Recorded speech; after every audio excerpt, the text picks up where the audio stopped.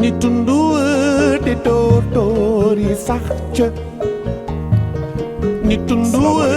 te mbokk tóor-tóor internet yi yi sax ñu am ak mbégte ñëw génn seen vidéo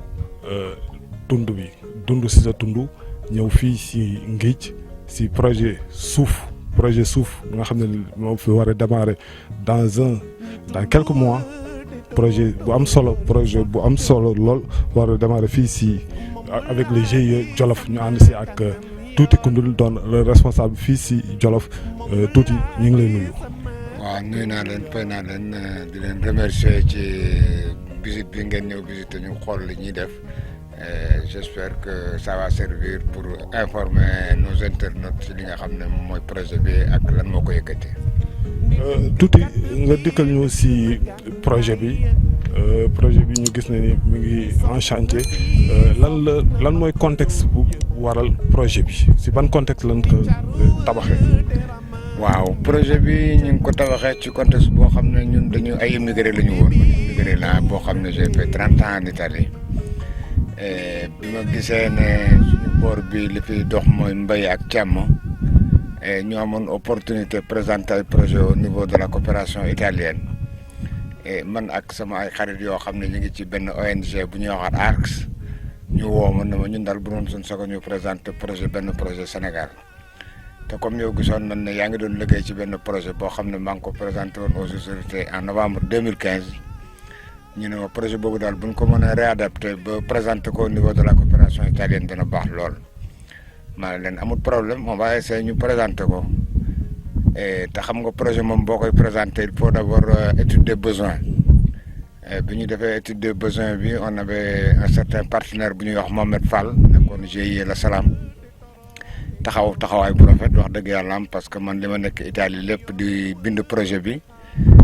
données bu ma soxla moom laay téléphoné mu sawar ci lool am ci pastef lool ba données yi mu doon jox yëpp doon données fiable ba nga xam ne bi ñu présenté projet bi mu nekk projet boo xam ne ñun bu ñuy départ dans le département de Linguère boo xoolee projet initial bi dañ na rek suuf. Projet pour l'amélioration de la qualité de la vie des populations du département de Linguère.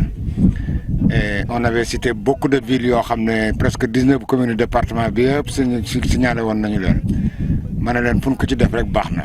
pourvu que mu doon département de Linguère parce que man du ma immigré ñaari yoon am na ay maires yoo xam ne yu boori Ndar yu boori Fuuta boori fu ne fekk nañ ma ba Italie di ma wax ne ma kaay suñu dëkk ñu def projet bu ñu mel maa leen déet. man kay nag su ma demee bay dellu Sénégal bay rek ma dem Jolof moom fu ñu ko fa def baax na d'ailleurs bi ma ñëwee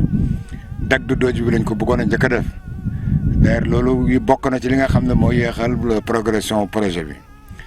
bi ñu xoolee xam ne dag du dooj bi day yéex ñu ne donc nañu leen war a Jolof gi seet feneen fu ñu ko mën a def dem nañu Barkédji dem biir dooji même dem nañu Ngaraaf dem nañu Bolal dem nañu Daara dem nañu fu ne daal wër ñëw Ngidj gii bi nga xamee ne dara des ci nag lu dul def le choix définitif du terrain ma ne leen man maa ngi jël avion dem Italie parce que bëgguma leen a influencer wër leen yéen xool leen def leen analyse yi ngeen bëgg a def yëpp bu ngeen pare fu ngeen ne ma foofu la rek bu dee Jolof rek man d'accord naa bon yàlla def mu tombé ci Ngidj bu ñëwee Ngidj gis terrain bi nga xam ne c'est un terrain de 380 hectares boo xam ne c'est un terrain de mise en défense boo xam ne bu heure bi jotee comme ni nga ko gisee moom rek moo fi am ñax ci àll bi dañuy bàyyi ba mois de juin le plus souvent ñu ubbi ko boo ko defee nit ñi ñëw bopp suñ boobee pare le reste ñu dugal ci jur gi alors ñun on nous a donné 45 hectares yooyu clôturé nañu ko ba pare ren ci ren mbéyam ne wax d'ailleurs gis nga reste tama kii baa ngi nii besaab bi ñu fi doon béy nañ fi besaab ren béy nañ fi ñebbe béy nañu fi gerte macha allah.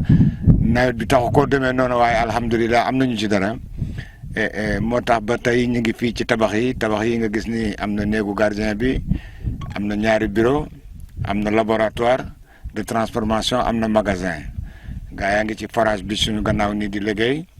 bu ñu paree ci tabax bi attaqué gétt yi ak poulailler yi ak yeneen altine daañu war a commencer gas canalisation pour installation goutte à goutte parce que on a prévu de faire 20 hectares irrigués goutte à goutte donc loolu lépp ci projet bi la ci la ñu nekk. est-ce que mën nga wax ni projet bi c'est dans un contexte de changement climatique et de résilience. Bien sûr, bien sûr. À l'origine, c'était ça. Nous, on avait pensé que parce qu'en Europe, leur problème, c'était comment prendre l'immigration. Alors moi, j'ai toujours pensé qu'au Sénégal, on émigre pour des raisons économiques. Il y a un problème politique, un problème religieux, un problème... Nous immigrer parce qu'on a un. Alors si on réussit maintenant à trouver du travail pour les gens, moi yaakaar naa ne kuy dem da ngay dem pour visiter ji Europe wala nga dem tukki ñëwaat mais du ne da ngaa ñàkk pexe moo tax ngay dem. Et raison pour laquelle ñun on avait fait ce projet là boo xam ne c'était les changements climatiques liés à la dégradation des terres qui font si que les gens laissent leur terrain, laissent leur village pour aller à Dakar et de Dakar aussi li ci topp moom mooy mbënn mi. Immigré ji clandestinement dem Europe foo xam ne woowuñu la alors day métti ci ñoom raison pour laquelle quand on a pensé au projet on a dit que ne ñun bu ñu amee projet boo xam ne war nañ cee mën a digal góor ñi ak jigéen ñi mag ñi ak ndaw ñi yaakaar nañ ne dund daan problème na immigration nag waaye c'est sûr et certain que ne képp koo xam ne da ngaa nekk ci gox bi te war a dem pour wuti liggéey boo bëggee liggéey boo ñëwee fii di nga liggéey. si wàllu emploi des jeunes ñaata jeunes ngeen yaakaar na ni projet bi dina ko mën a enrôler. Bon, le projet, ce qui est sûr et certain, c'est que nous avons 100 personnes. Actuellement, on a enrôlé 30 personnes. On va enrôler 30 personnes c'est dans le cadre d'un accord avec le pasteur Senbis. Nous avons financé le projet qui est forage. Alors, on va prendre 30 personnes, on va les choisir suivant des critères qu'on a en commun avec Anida. Moi, on va réserver un pourcentage aux jeunes, un pourcentage aux femmes. Et un pourcentage, c'est pour les immigrés de retour. Donc, plus ou moins, si vous êtes vraiment en plein exercice, on pense enrôler plus ou moins une centaine de personnes. En chantier ndax mën nga ñu présenter bâtiment bi lan waaw bâtiment bi ni ñu ko présenter moom mooy que ne fii ab laboratoire de transformation ak benn magasin boo xam ne ñun li ñuy béy fii lépp dañoo bëgg ñu transformer ko parce que li ñuy béy fii lépp mënuñu koo jaay ci Jolof gi donc on a pensé faire de la transformation am nañu machine yëpp presque jënd nañu machine yoo xam ne dañuy xolli gerte am nañu machine buy saaf gerte am nañu machine bu koy boxam am nañu machine buy defar tige-tige am nañu ñaar ba ñetti machines yoo xam ne diwlin la ñuy defar benn bi doon ko utiliser pour defar diw gerte beneen bi ñuy utiliser ko pour defar diw sump nous sommes en train aussi de voir ndax daañu mën a defar diw niim am nañu aussi des machines pour la transformation des produits céréaliers donc daañu defar cere daañu defar caakri daañu defar karaw daañu defar lu bëri lépp ci transformation bi fii c'est des bureaux fii bureau GIE bi la et fële ca kaw on a pensé def ko une maison pour le gardien bon mais je pense que ça va changer ça va devenir une maison pour tout le monde parce que gardien yi dañu prévoir comme il y a 4 entrées bu ci nekk ñu defar fa ñaari néeg ñetti néeg bu ko defee on va prendre des familles ñu nekk fa pour mën di contrôler l'ensemble du terrain parce que terrain bi dafa yaatu 45 hectares boo dëkkee ci digg bi du woon ne lépp nga mën a gis raison pour laquelle on a prévu de faire des chambres yoo xam ne c'est pour les gardiens su ko defee ñu mën a contrôler tout terrain bi yëpp. Bon, terrain qui aussi, on va alimenter le tout avec un système photovoltaïque de 40 kW solaire.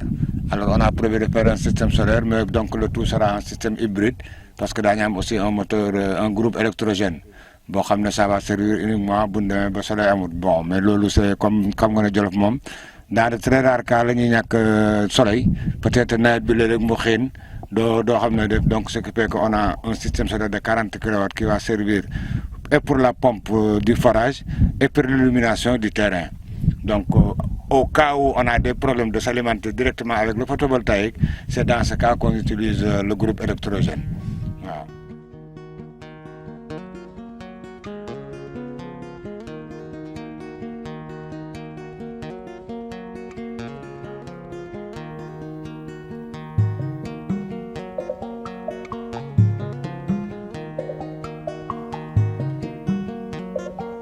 Cette émission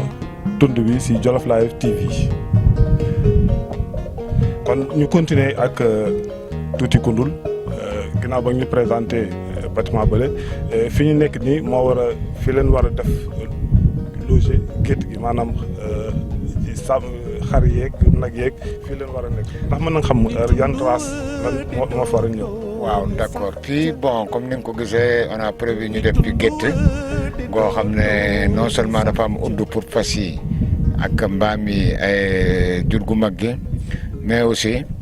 dañoo xalaat comme àll fii yaatu na ñu réserver leen fi boo xam ne ñoom fi la ñuy doxantoo parce que ñoom it il faut ñu nekk à l'aise te comme am nañu terrain àll fii yëpp dañu ko war a reboiser su ko defee bu bëccëgee daañu am fu ñu yendu daañu am ñax mu ñu lekk te duñu sonn duñu sori. li ñu prévoir def fi nag mooy actuellement ñun ñoo ngi def déjà élevage xar on avait acheté des moutons de race pël-pël ba di ko améliorer ak race laadum wala bali-bali léegi bi ñu demee bi ci biir aussi gis nañu ne macha allah xar yi baax na mais daal bu doon suñu sago ñu xaw a diversifier tuuti actuellement li ñu xalaatoon moom mooy aussi introduire des chèvres laitières yoo xam ne non seulement ça va nous permettre de faire aussi de la transformation de leur lait def du fromage def leneen ak leneen mais aussi jéem a améliorer la qualité de la vie des gens en produisant une viande de qualité parce que bu dee reproduction rek def naa ne béy moo gën a gaaw te comme am nañu ñax am nañu espace alors on a prévu ñu dugal leen dans le cadre de l'accord aussi bi ñu am avec Pacersen bis Anida am nañu yaakaar ne daañ fi dugal ay nag daañ fi dugal des vaches laitières d'origine brésilienne ou hollandaise yoo xam ne ñoom it daal ça va nous permettre toujours d'améliorer la qualité de la vie des gens parce que ñun loolu moo ñu yëkkati woon non seulement jéem a freiner l'immigration mais jéem a jox aussi nit ñi ñuy lekk lu baax parce que ñun on a prévu de faire du bio à 100% même bu fekkente ne pour le moment au Sénégal amaguñu un ITER boo xam ne moo lay permettre nga certifié au bio bon mais yaakaar naa ne ñun en bonne foi c'est sûr et certain qu'on va produire du bio parce que lépp loo xam ne mooy compostage bi ñu ñoo koy defaral suñu bopp boo xoolee tool bi am na fi ay ñax yoo xam ne ren ci nawet bi dañu ko préparé jël ko mi ngi toog ñu xaar actuellement ñoo ngi wër dëkk pël yi nekk yi nga xam ne ñoo ñu wër di wut neefere di ko dajale am nañu ndox bidon litre ndox yi fi nekk ci li ñuy defar compostage bi donc ñoo ngi préparé suñu bopp ba nga xam ne d'ici 1 mois 2 mois bu forage bi pare rek fekk na ñun suñu lépp mën na ñu war a mën a commencer di produire actuellement nag formation maraîchage bi agricole bi ñu ngi koy def dans un terrain boo xam ne am nañ ko à Ngij parce que au début on avait un terrain de 4 hectares à Ngij boo xam ne fa la ñuy defee lépp fa la ñuy defee pépinière yi fa la ñuy defee formation yi d'ailleurs jur gi yëpp ñu ngi foofu parce que pour le moment foofu moo am ndox jur gi mi ngi foofu ak sàmm bi buñ demee ba fii loolu lépp yemb incha allah ñu toxal leen fi su ko defee fii dëkk bu ndaw lay daal di doon soriwut tali bi route nationale baa ngi nii ci wet gi on est à 500 mètres de Ngij à 2 kilomètres de Linguère donc yaakaar naa ne pour géographiquement on est bien placé donc li des rek mooy mottali jumtukaay yi commencé liggéey bi bu ko defee nit ñi aussi mën ci gis seen bopp xam ne li ñu doon wax ci at yii yëpp alors que c'est réalité. wala agriculture ndax mën na nga xam yan xeetu mbay ngeen waajal. waaw agriculture moom on a pensé d'abord lépp loo xam ne maraîchage la. parce que on est dans un pays boo xam ne le plan national ceebu jën la lépp loo xam ne xeetu luy dugg ci ceebu jën incha allah daan ko essayé fii daañu béy mbéyam noor béy mbéyam nawet gerte geeg dugub jeeg bisaab bi ñebbe ji lépp loo xam ne rek dañu koy béy bu nawetee daan ko jéem a béy aussi durant nawet bi parce que am nañu espace yàlla dimbale nañu daañu am ndox daañu def aussi une parcelle expérimentale sur les plantes médicinales am nañu benn boy boo xam ne il était en Mauritanie il a été formé sur ça moom it indil nañu presque tout ce qui est plante médicinale bu soobee yàlla daañu am benn terrain boo xam ne uniquement loolu la ñu fay def bon am nañu ay ingénieurs agricoles yoo xam ne it on leur a donné carte blanche pour que lépp loo xam ne expérimentation la pour que ñu war ko mën a essayer ñu essayer ko su baaxee ñu doog ko tasaare donc mbéy mi moom lépp loo xam ne day ñor rek ñu di ko lekk bu soobee yàlla ak yonent bi doon ko jéem fii. waaw parce que daal suuf si baax na yaatu na li fi manqué woon peut-être mooy ndox te ndox yàlla danañu ko jox incha allah bu ñu amee ndox moomu rek yaakaar naa ne lépp loo xam ne xalaat nañ dana ñor ci Sénégal gi rek war nañ ko fee mën a béy. ndox mu manqué bi ngeen fas yéene tabax forage n'est-ce pas. waaw ndox bu manqué woon d'ailleurs loolu bokk na ci li yéexal projet bi parce que depuis 2 ans ñoo ngi fii ci Nguithie di liggéey ci projet bi on avait sous-évalué le coût du forage kooku c'est ma faute je reconnais mea culpa mais yàlla dimbali nañu ba nga xamante ne daje nañu ak la coopération européenne Union européenne financé woon benn programme bu ñuy wax Passersen bis mu nekk benn programme boo xam ne pour la création d'emplois en milieu rural pour bloquer l'immigration clandestine alors bi ñuy waxtaanee ak ñoom ñooñu yéen kat comme ñoo bokk yoon ñun on est en train de faire des fermes naataange des fermes waar yu partout dans le Sénégal te ñun li ñuy bëgg def yéen presque moom ngeen def leen manqué woon mooy ndox ñun daan leen may ndox alors c'est dans ce cadre qu'on a signé un accord de partenariat ñoom forage bi gis nga ko tout est fin prêt pour démarrer les travaux ils vont nous faire une piste qui relie le projet à la route nationale une piste de plus ou moins 1 kilomètre et donc je pense que ne bu ñu amee yooyu yëpp daal il y aura plus d'alibi pour que ñu war a mën a liggéey ci Jolof gi liggéey faire travailler les jeunes faire travailler les femmes dans l'agriculture dans l'élevage et dans la transformation. projet bi nu mu toll ak c'est très important alors naka la ko population bi accueillir. waaw population bi moom xam nga au début ñu ci bëri ils étaient sceptiques parce que ñëw rek ne voilà indi nañu projet boo xam ne xamuñ nu mu demee xamuñ ndax lépp yemb na am déet au début dañuy daal di sceptique mais nag heureusement ñun bu ñëwee ba léegi li ñuy wax la ñuy def li ñuy def dañ koy wax yore lu ñu kenn dërëm li ñu bëggoon a def la ñu ngi koy def parce que li ma la wax xaalis bi nga xam ne moo war a doxal projet bi indi nañ ko ba pare donc on n'a pas de problème de financement suñu problème rek moom mooy lépp la nga xam ne war nañu ko def ñu def ko bon mais petit à petit les populations xam ne li ñu fi indi seen njëriñ la ba tax na tey ñoom ñëpp wax dëgg yàlla am ñu ngi ci jàpp foo toll ña ngay ñaan foo toll ña ngay informé wu et y a même des gens yoo xam ne ñu ngi woon ci àll bi ñii ngi woon Dakar ñii ngi woon Mauritanie ñii ngi woon feneen wàññeeku noonu ñëw tey di liggéey ci projet bi donc ce qui veut dire que ne am nañu yaakaar ne bu ñu demee ba ndox bi ñëw installation goutte à goutte yi pare lépp taxaw am nañu yaakaar ne fii bu soobee yàlla ak yonent dana xumb lool. si wàllu kilifa yi ndax état beeg yooyu informé nañ leen si projet bi. bien sûr informé nañ ci projet bi parce que ñun on est plus dans l'informel alors bi ñu ñëwee on a rencontré le maire les maires même je peux dire parce que commune Jolof yi ñu ci bëri bëggoon nañ ñu def projet bi seen dëkk waxtaan nañ teeg ñu bëri bon mais particulièrement suñu commune keroog bi ma demee bureau maire à l'époque nekkutoon sax député mi ngi woon proviseur lycée Albouri Ndiaye ma ne ko yoro man daal j'ai amené un projet boo xam ne dama ko indi pour le département j'ai pensé le faire à Dodji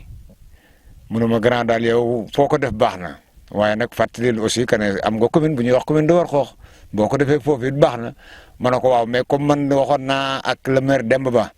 ne ko bu doon sama sago ma def ko dans le Dak de Dodji bu dul ci Dak de Dodji bi moom il nous avait prévu de nous donner 2 hectares pour ñu installer ba projet bi bu doon sama sago je maintiens ma parole parce que comme waxoon naa ko ba mu def ci yaakaar waxtaan nañu ak population yi population amuñ benn problème bu doon sama sago ma def ko foofu mais li ma la wax pour des raisons techniques parce qu'on a fait les analyses du sol def lépp loo xam ne waroon na ko ci suuf si rek def nañ ko dëkk bu ñu dem def nañu ko mais au finish daal ñoom Nguithie la ñu taamu ne fi lañ koy def donc en fin de compte Yoro Sow a été bien averti du projet et jàppale nañu aussi parce que bi ñu soxlaa suuf dañu dem ci moom waxtaan ak moom ne ko on a besoin de suuf mu defal ñu une convention entre commune de Warxoox et le GIE Le Jolof il nous a donné un terrain de 45 hectares bi ñu demee ba war a def construction yi aussi ma dem fa je lui ai dit tout ce qu'on devrait construire jox ko mètre cube bi mu bindal ma autorisation de construire donc tout ce qu'on fait ici c'est un commun accord avec la commune parce que bëggu ñoo def dara loo xam ne ëmp na commune bi te li wér te wóor aussi mooy que ne heure bu ñu demee ba nga xam ne ñoo ngi produire di jaay koom-koom am calculer nañ ne 10% doon ko génne pour que mu dem comme responsabilité sociale de l'entreprise du GIE Le Jolof mën naa am duñu ko jox directement autorités yi mais lépp foo xam ne dégg nañ fa lu ñu war a mën a dugal suñu loxo ñu dugal ko ci moo xam ci wàllu école bi la moo xam ci wàllum njàngama la moo xam ci wàllum sport bi la moo xam ci wàllum lu mu mënti doon rek ñun bu soobee yàlla ak yonent bi daañ teg dara loo xam ne ci li ñuy gagné loo xam ne loolu rek lay jëriñ parce que su boobaa aussi ña nekk Dundooji ña nekk Kaaji ña nekk Thiel ña nekk Gassane ña nekk feneen ak feneen daan xam ne projet bi du pour Ngidji rek parce que Ngidji rek taxu ko woon a jóg c'était pour le département de Linguère ba tax na yaakaar naa ne ñoom ñëpp daañu ci war a mën a gis seen bopp d'ailleurs pour te dire ñun ñoo ngi travailler ak tout ce qui est association de développement. alors dañuy dem ba Kaaji dañuy dem ba Antenne dem nañu fi dëkk yi ñu wër yëpp Ndadaan Ndar Ndeeg Warxoox Cilla Ciineen foofu yëpp dem nañu fa am na fa ñoo xam ne ñu ngi wax ak ñoom am na fa ñoo xam ne ñu ngi leen di jàppale te bëgg nañu leen a jàppale te bu soobee yàlla ak yonent bu nu muy gën a dox rek ñu gën di leen jàppale parce que bu doon suñu sago Jolof gi développé ba nga xam ne ñun aussi dootuñu am soxla dem feneen di wuti li nga xam ne war nañ ko mën a am fii ci suñu gox.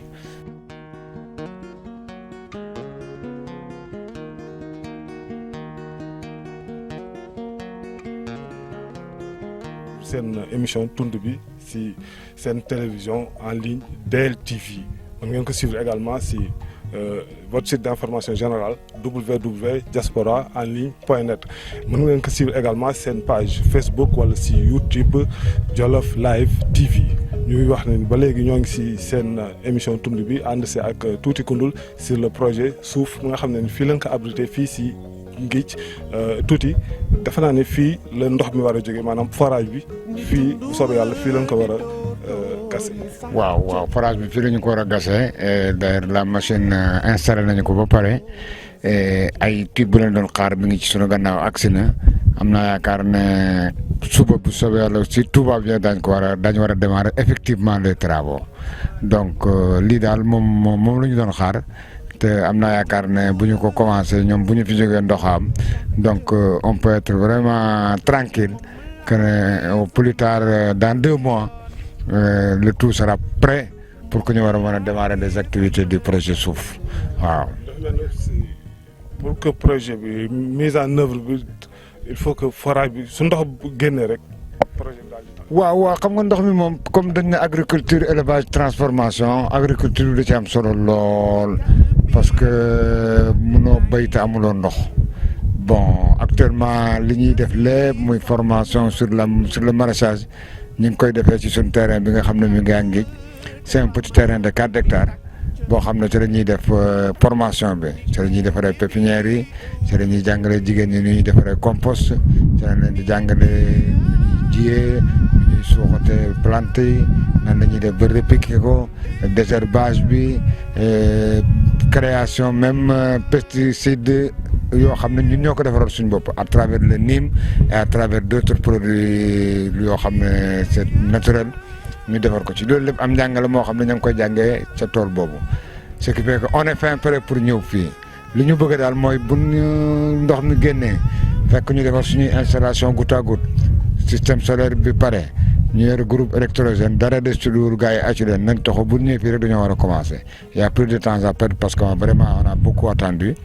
et ce qui fait que nous sommes prêts daal pour que bu lii pare rek incha allah ñu ànd ak moom démarrer et commencer la production ci jàmm. projet bi lan mooy coût bi ak lan mooy financement bi kan moo ko financé yan partenaire ngeen sa ànd ak. alors le projet a été cofinancé par la coopération italienne. Le coût global du projet c'était au début de 1,3 million €. bi ñu defee loolu ba pare bi ñu ñëwee fii on a eu un apport du gouvernement du Sénégal à travers le programme Passersen bis de 60 à 70 millions de francs CFA. donc plus ou moins c'est un projet boo xam ne mën nañu wax ne c'est presque 900 millions 1 milliard. 900 millions 1 milliard yoo xam ne bu paree liy des ci dëkk bi liy des fii comme infrastructure ça va vers les 500 600 millions yoo xam ne mi ngi fii parce que xam nga ne forage bi moom buñ ko xasee ba def kon du ko fi dindi tabax yi waxi nopp installation bu tàggut bi waxi nopp leneen ak leneen waxi nopp donc grosso modo daal bu ñu paree def naa ne fii li fiy des comme infrastructure comme investissement c'est sur les 600 millions de francs CFA waaw. looy wax ban appel nga mën a wax sa mbokk yi nga xam ne suñu frère yi nga xam ne ay sénégalais lañ wala ay jolof-jolof nekk tey bitim réew est-ce que mën nga leen lancer appel pour que ñu ñëw def lu mel ni fii si Jolof. waaw ñooñu d'ailleurs moi je viens tout récemment de l'Italie boo xam ne je suis allé rencontrer la communauté sénégalaise particulièrement la communauté de Ngidj parce que comme vous savez ñun on a beaucoup d'immigrés yoo xam ne ñu ngi diggante Espagne ak Italie et Italie laa njëkkee bi ma demee waxtaan ak ñoom ci projet bi expliquer naa leen dañuy def wax leen aussi opportunité d'investissement yi fi am parce que à part ñëw def say fi bopp loolu ku ci nekk war na koo mën a jéem a xalaat mais déjà aussi fekk lu taxaw nga ne naa jéem a xool laa mën a def ba bokk ca baax na lool. parce que bi ma demee li ma leen njëkk a wax mooy que ne li wér te wóor mooy bu ñu produire 20 hectares mënuñu koo jaay biir Jolof 20 hectares yëpp ñu di produire uniquement yaakaaruma ñu war ko mën a écouler ci biir marché local bi donc il faudrait des camions pour ñu mën ko yóbbu Touba pour ñu mën ko yóbbu Ndakaaru pour ñu mën ko yóbbu feneen ak feneen te kooku c'est la logistique alors nee naa leen xalaat leen ci ku ci bëgg a investir ci logistique bi nous on est prêt à collaborer bu logistique bi wéyee sur la conservation parce que boo defaree tomate ju bëri wala nga defar soble bu bëri wala nga defar leneen ak leneen su amul une bonne conservation ci yàqu la jëm donc transformation bi conservation bi aussi secteur d'investissement la boo xam ne les immigrés peuvent y penser troisième bi mooy que ne bu dul loolu mën a nekk la transformation parce que ñun actuellement on est en train de faire de la transformation on est en train de faire des jus de fruits yoo xam ne jus yëpp localement la ñu koy kii parce que basaab bi ñoo koy béy sump si fii lay jógee datax ji au Sénégal y en a à gogo mango la même chose lépp loo xam ne daal vraiment war nañ ko mën a transformer di ko consommer incha allah daan ko def donc ce qui fait que aussi les immigrés bu ñu mënee ñëw investir ci loolu accompagner nous ce serait aussi quelque chose qui donne de la valeur ajoutée et pour ñun ce serait extraordinaire waaye bu loolu wéyee aussi maa ngi leen di ñaax que ne actuellement comme ñoom xam nañ li nekk Europe xam nañ ne leur problème majeur c'est comment faire pour freiner l'immigration ñoom war nañoo mën a xalaat war nañoo mën a étudier des projets yoo xam ne dina am financement au niveau foofu te bu ñëwee fii dina jëriñ parce que fii de petits projets yu ndaw yoo xam ne dina war a mën a occuper une dizaine de personnes def naa ne bu ko ñëpp defee bu yàggee du ma ne day deen bloquer immigration mais au moins on va donner une chance à nos frères à nos sœurs pour que ñu mën a toog fii tedd ci li nga xam ne moom la ñuy liggéeyee. nga def si benn comme xam na ni Italie nga nekkoon benn baat rek si en italien. In italiano io penso che, come vi ho detto, noi abbiamo pensato a questo progetto per aiutare le popolazioni locali a trovare un lavoro, a stare meglio a casa loro e soprattutto riuscire a evitare l'esodo rurale, perché l'esodo rurale non è solo partire da qui, arrivare a Dakar, in Mauritania, Mali, Gambia, ma è anche pensare di andare in Europa, dove ci sono veramente adesso condizioni molto molto difficili, con la crisi economica, con il populismo che aumenta di giorno in giorno. Io penso che sia ora che gli immigrati di originari di questa zona di pensare a come fare per creare delle attività in grado di offrire dei posti di lavoro, in grado di migliorare le condizioni di vita della gente, in grado di offrire qualche cosa che prima magari non si poteva pensare. Quindi io penso che con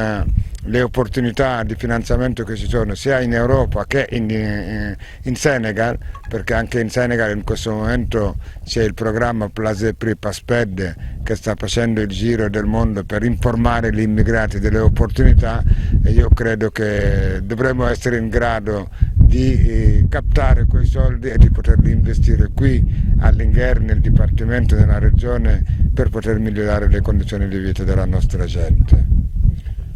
tuuti ku ndul xanaa benn moo rek nga wax si télé bi nga xam ne tey moo fi ñëwoon ñu nga wax DLTV télévision DLTV pour son premier numéro de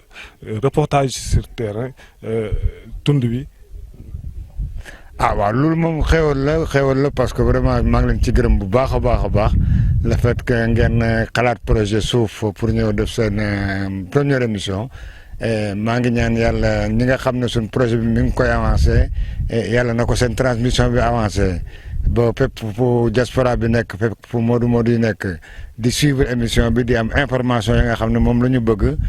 bu ko defee fu ci waay mën a nekk rek di nga xam liy dox ci réew mi ak nan nga war a mën a def ba participer ci koom-koomu réew mi parce que Modou yi kat bu fekkente ne